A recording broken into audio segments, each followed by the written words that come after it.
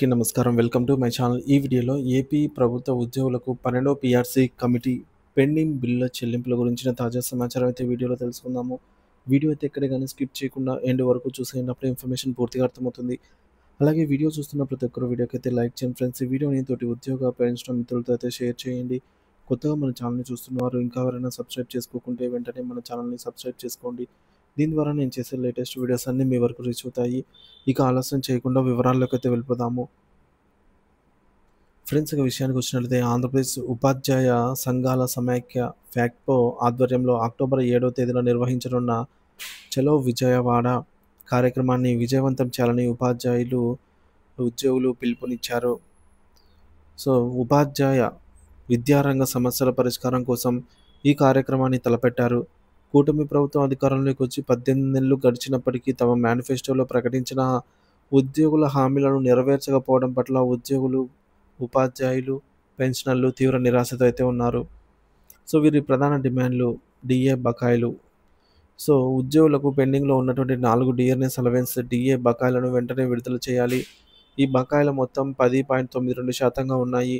ఉపాధ్యాయ సంఘాలని ఈ మేరకు పేర్కొన్నాయన్నమాట. డీఏ బకాయిల విడుదలలో జాప్యం వల్ల ఉద్యోగులు ఆర్థికంగా ఇబ్బందులు పడుతూ ఉన్నారు.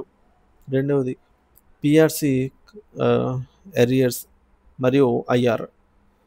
సో, 12వ పే రివిజన్ కమిషన్ పీఆర్సీ నిమిత్తం కనీసం ఒక కమిటీ కూడా నియమించకపోవడం పట్ల ఉపాధ్యాయులు ఆగ్రహం వ్యక్తం చేస్తున్నారు.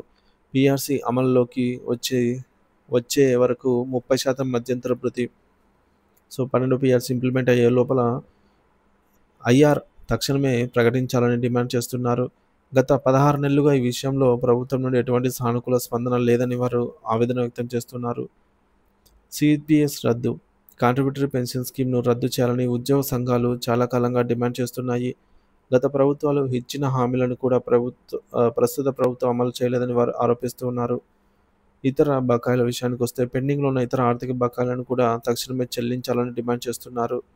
బోధనేతర పనుల నుండి మినహాయింపు. ఉపాధ్యాయులను బోధనేతర పనుల నుంచి తప్పించాలని కోరుతున్నారు.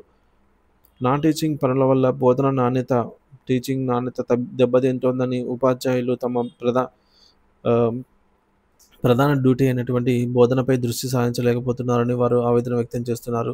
మొత్తానికి చలో విజయవాడ కార్యక్రమాన్ని విజయవంతం చేయడానికి ఉపాధ్యాయులు విస్తృతంగా ప్రచారం చేస్తున్నారు. కొత్తూరు మండలం ఫ్యాక్ట్‌పో ఆధ్వర్యంలో ఉపాధ్యాయులు స్థానిక మండల విద్యా వనరుల కేంద్రం నుంచి అంబేద్కర్ విగ్రహం వరకు బైక్ పైన భారీ ర్యాలీ నిర్వహించారు. ఈ ర్యాలీలో పెద్ద సంఖ్యలో ఉపాధ్యాయులు పాల్గొని తమ డిమాండ్లను ప్రభుత్వం దృష్టికి తీసుకెళ్లారు. విజయవాడలోని ధర్నా చౌక్‌లో జరగనున్న ఈ పోరాటాన్ని విజయవంతం చేయాలని ఫ్యాక్ట్‌పో నాయకులు పిలుపునిచ్చారు. ఉద్యోగుల, ఉపాధ్యాయుల డిమాండ్లను ప్రభుత్వం వెంటనే పరిగణలోకి తీసుకొని పెండింగ్‌లో ఉన్న అన్ని బకాయిలను, పీఆర్సీ బెనిఫిట్స్‌ను క్లియర్ చేయాలని, తద్వారా ఉద్యోగుల్లో నెలకొన్న నిరాశను తొలగించాలని ఫ్యాక్ట్‌పో నాయకులు కోరుతున్నారు. లేని పక్షంలో తమ ఆందోళనను మరింత ఉధృతం చేస్తామని కూడా వారు ఈ సందర్భంగా హెచ్చరిస్తూ ఉన్నారు.